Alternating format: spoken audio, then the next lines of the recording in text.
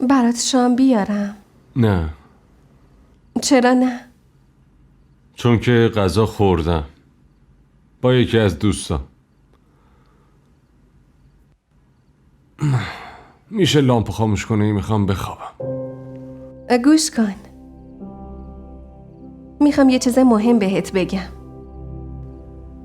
اما من فکر نمی کنم حرف خیلی مهمی داشته باشی که بگی.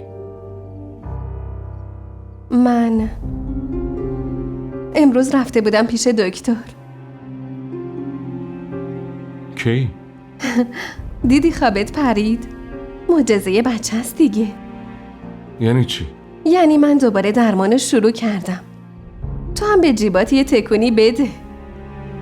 اما چرا؟ چون که من تو چشمات عشق به بچه رو دیدم.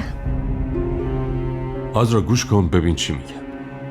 اولا که نیازی نیست از چشمای من چیزی بخونی و دوما من همچین علاقه ای ندارم. باشه؟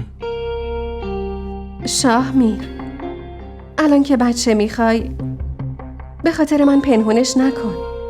دکتر به هم گفت اگه درمانو شروع کنین نتیجه میده. حالا باید آزمایش بدیم. بگو کی وقت بگیرم که بریم پیش دکتر. چی؟ من؟ دوباره آزمایش بدم؟ چند ماه پیش مگه آزمایش ندادیم؟ همه چی مشخص شد؟ ولی دکتر گفت که دکترت بره به جهنم. برو به همون دکترت بگو من خوبم، سالمم، نه به آزمایشی نیاز دارم، نه به نتیجه‌ای، نه به درمانی. فهمیدی؟ هر کاری میخواد با تو انجام بده، نه من. چراغو خاموش کن، میخوام بخوابم.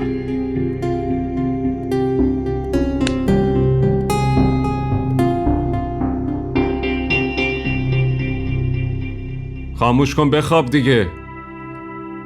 بخواب دیگه لطفاً.